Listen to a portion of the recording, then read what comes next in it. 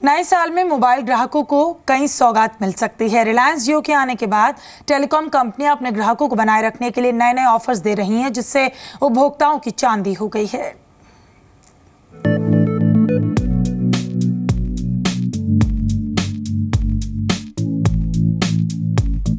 Telecom ग्राहकों के लिए ये न्यू ईयर काफी हैप्पी रहने वाला है। रिलायंस जियो ने 2016 में जिस तरह धमाकेदार आगाज किया, उसकी धमक 2017 में भी साफ दिखाई दे रही है।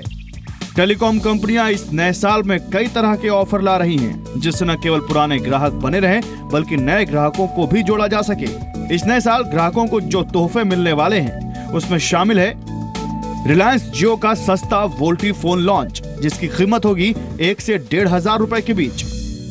इसके साथ ही कंपनी 149 रुपए का स्पेशल टैरिफ लाएगी, जिसमें अनलिमिटेड वॉइस कॉल फ्री होंगी। इसके अलावा इस साल सारी कंपनियां फ्री रोमिंग का ऑफर भी ग्राहकों को दे सकती हैं।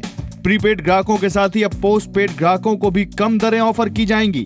कंपनियां अपने पोस्ट पेड ग्राहकों को 499 रुपए में अनलिमिटेड कॉल और डेटा या 150 से 200 रुपए में 1 GB डेटा का ऑफर दे सकती हैं। ग्रामीण इलाकों में 100 MB या फ्री डेटा दिया जा सकता है और इंटरकनेक्ट यूजेस चार्जेस फ्री हो सकते हैं। इसके अलावा इस नए साल M2M यानी मशीन टू मशीन की तकनीक को बढ़ावा मिलेगा, जिसके तहत मशीनें जैसे फ्रिज और AC मोबाइल के जरिए कंट्रोल होंगे।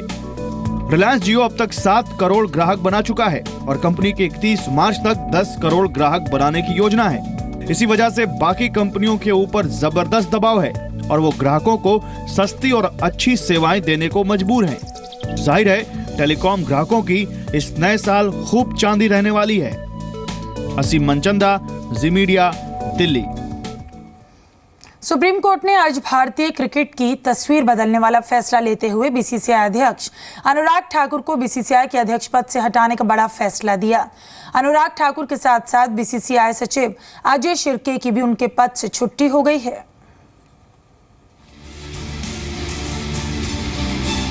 BCCI और लोढ़ा कमेटी का मामला पिछले 1.5 साल से अदालत में चल रहा था। BCCI ने शायद सपने में भी नहीं सोचा होगा कि सुप्रीम कोर्ट इतना सख्त फैसला भी ले सकता है, लेकिन फैसला हुआ और BCCI के बॉस क्लीन बोल्ड हो गए। इसी घटनाक्रम में सुप्रीम कोर्ट ने अनुराग ठाकुर को अवमानना नोटिस भी जारी कर दिया। सुप्रीम कोर्ट ने कहा, प्रशासकों की समिति BCCI के कामकाज को देखेगी। सुप्रीम कोर्ट ने कहा कि अध्यक्ष का काम BCCI के सबसे वरिष्ठ उपाध्यक्ष और सचिव का काम संयुक्त सचिव संभालेंगे। इसके साथ ही BCCI के सभी पदाधिकारियों और राज्य संघों को लोढ़ा समिति की सिफारिशों का पालन करने के लिए शपथ पत्र देना होगा। Honorable Supreme Court judges feel that BCCI could do better under retired judges. I wish them all the best.